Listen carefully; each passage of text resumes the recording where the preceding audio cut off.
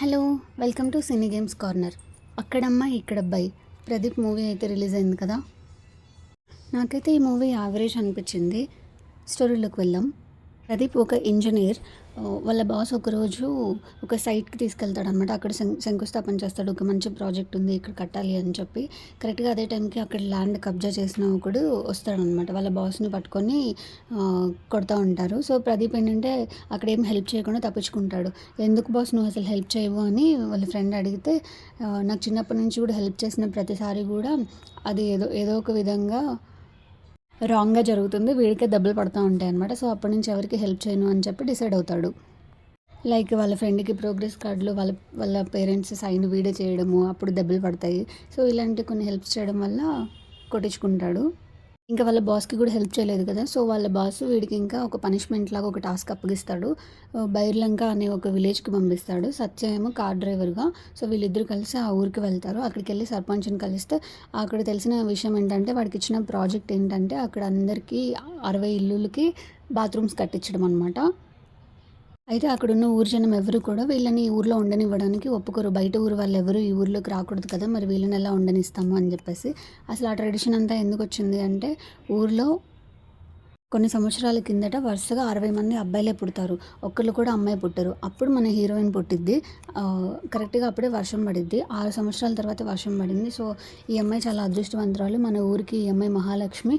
So తిను మన ఊర్లోనే ఉండాలి, ఊరు దాటి వెళ్ళకూడదు అని చెప్తాడనమాట సర్పంచ్. ఈ అమ్మాయి వాళ్ళ ఫాదర్ ఏమో, ఆడపిల్ల అంటే ఎప్పటికైనా పెళ్లి చేసి బయటికి పంపించాల్సిందే కదా అంటాడు. అయితే ఈ 60 మందిలో ఒకళ్ళు అమ్మాయిని పెళ్లి చేసుకోవాలి, సో వాళ్ళే ఇక్కడే ఉంటుంది కదా అప్పుడు తను అని చెప్తాడనమాట సర్పంచ్. కానీ వాళ్ళ నాన్న అప్పుడు అంత ఇష్టం చూపిడు. బట్ సర్పంచ్ అప్పుడు ఏం చెప్తాడంటే, నాకెవరు వాడు పెళ్లి చేసుకోడు అనమాట సర్పంచ్. సో నాకెవరు వారసులు లేరు కదా, సో ఈ అమ్మాయిని ఎవరైతే పెళ్లి చేసుకుంటారో వాళ్ళే నెక్స్ట్ సర్పంచ్, నా యావదాస్తి కూడా వాళ్ళకే ఇస్తాను అని చెప్తాడు. ఇంకప్పటి నుంచి చిన్నప్పటి నుంచి 60 మంది కూడా ఈ అమ్మాయిని ఇంప్రెస్ చేయడానికి ట్రై చేస్తూ ఉంటారు.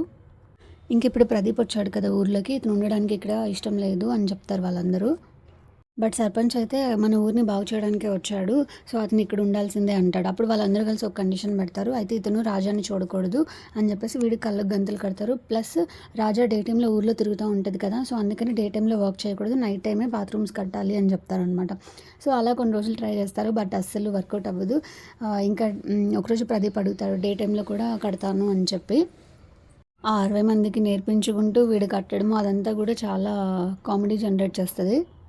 ఇంకా ఒకరోజు నైట్ వీడు రాజాని చూద్దామని వాళ్ళ ఇంటికి వెళ్ళడము, ఇంకా తర్వాత అంతా కూడా వీళ్ళిద్దరు కలిసి తిరుగుతూ ఉంటారు. అది ఇంకా బ్లాక్మెయిల్ చేస్తుంది, నువ్వు నైట్ మా ఇంటికి వచ్చావు, నాకు ముద్దు పెట్టావు, ఇది ఎవరికి చెప్పకుండా ఉండాలంటే నువ్వు నాకు ఊరు చూపించాలి అని చెప్పేసి ఇంకా ఎవ్రీడే కూడా ఒక టైం చెప్తుంది. ఇంకా అలా కలుస్తూ ఊరు చూపిస్తూ వీళ్ళిద్దరు కలిసి తిరుగుతూ ఉంటారు.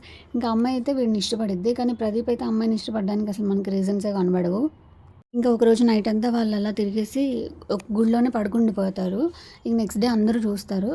ఇంకా వీళ్ళ విషయం బయటపడిద్ది కదా, అప్పుడు సర్పంచ్ ఏమంటాడంటే, సరే ఇతనికి ఇచ్చి పెళ్లి చేయాలంటే ఒప్పుకోడు. ఇంకా అమ్మాయి వాళ్ళ మదర్ అయితే వస్తుంది, వీళ్ళ నాన్న అనమాట అప్పుడు మాట ఇచ్చింది, ఇప్పుడు వాళ్ళ నాన్న చనిపోయి ఉంటాడు. వీళ్ళ మదర్ వచ్చి తనకి ఇష్టమైన వాళ్ళకి పెళ్లి చేస్తాను, తను అతన్నే కోరుకుంది కాబట్టి ప్రదీప్తోనే పెళ్లి చేస్తాను అని చెప్పిద్ది. ఇంకా చివరికి సర్పంచ్ కూడా కన్విన్స్ అయ్యి, బట్ ఒక కండిషన్ పెడతాడు, ఈ 60 మందికి పెళ్లి చేశాకే మీరు పెళ్లి చేసుకోవాలి అని చెప్పి. సో ఇంకా నేను హైదరాబాద్ వెళ్ళాక చేస్తాను అని చెప్తాడు. ఈ అమ్మాయి కూడా నేను ఎప్పుడు ఊరు దాటలేదు కదా, సో నేను కూడా హైదరాబాద్ వెళ్తాను అంటది. ఇంకా ఈ అమ్మాయిని ఒక్కదాన్ని పంపడం ఇష్టం లేక 60 మందిని కూడా పంపిస్తారు. సో అందరు కలిసి హైదరాబాద్ వెళ్తారు. ఇంకా అక్కడ ప్రదీప్ వాళ్ళ అపార్ట్మెంట్లో అందరు కలిసి గందరగోళంగా ఉంటుంది. ఇంకా అక్కడంతా కూడా కామెడీ జనరేట్ చేస్తారు. ఇంకా ప్రదీప్ వాళ్ళ చెల్లి పెళ్ళి ఉంటుంది. ఇంకా ఆ పెళ్ళికైతే 20 మందిని రావద్దని చెప్తారు, ఎందుకంటే వాళ్ళ చెల్లిని పెళ్లి చేసుకోబోయే హస్బెండ్ వెన్నెల కిషోర్కి ఒక ఎక్స్పీరియన్స్ అవుతుంది వీళ్ళతోటి. సో అందుకని వీళ్ళు పెళ్ళికి వస్తే మాత్రం నేను ఒప్పుకోను అంటాడు. కానీ వాళ్ళందరూ పెళ్ళికి వస్తారు. ఇంకా అక్కడ వాళ్ళ పెళ్ళి ఆగిపోయిద్ది. ఇంక వీడు తిడతాడు అనమాట రాజాని, అసలు నేనే తప్పు చేశాను వాళ్ళందరినీ ఇక్కడికి తీసుకొచ్చి అని. ఇంకా అలా కొద్దిసేపు తిడతాడు. ఇంక వాళ్ళందరూ వెళ్ళిపోతారు. తర్వాత అక్కడ ఆ మండపంలో మంటలు అంటుకుంటాయి. కానీ అప్పుడు వీడు కాపాడడానికని వెళ్తే వెళ్ళలేకపోతాడనమాట లోపలికి. బట్ 60 మంది అప్పుడు మళ్ళీ తిరిగి వచ్చి అక్కడ వీళ్ళ మదర్ని చెల్లిని అందరినీ కూడా కాపాడి బయటికి తీసుకొస్తారు. ఇంక వీడు అందరికీ థ్యాంక్స్ చెప్తాడు. ఇంకా నెక్స్ట్ వీడు కూడా ఫ్యూచర్లో అందరికీ హెల్ప్ చేయాలి అనేలాగా అయితే మారిపోతాడు.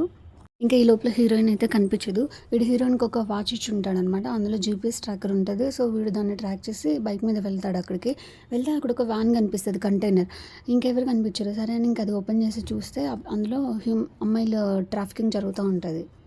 సో, ఇంకా 60 మందొచ్చి కాపాడతారు అందరిని. అప్పుడు ఇంకొక ముసలావిడొచ్చి వీళ్ళందరూ కూడా అనాథలు.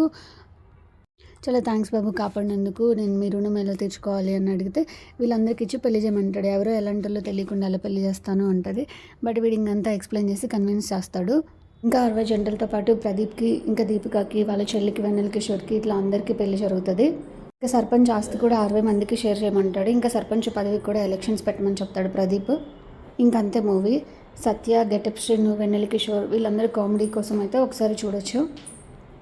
అనవసరమైన ఐటమ్ సాంగ్ అయితే ఒకటి ఉంటుంది. అండ్ ఇంకా రిమైనింగ్ సాంగ్స్ కూడా అంత ఇంప్రెసివ్గా ఏమనిపించలేదు. మీకు కనుక టైం ఉంటే ఒకసారి చూసేయండి. నా రివ్యూ నచ్చితే లైక్ చేయండి. Thank you.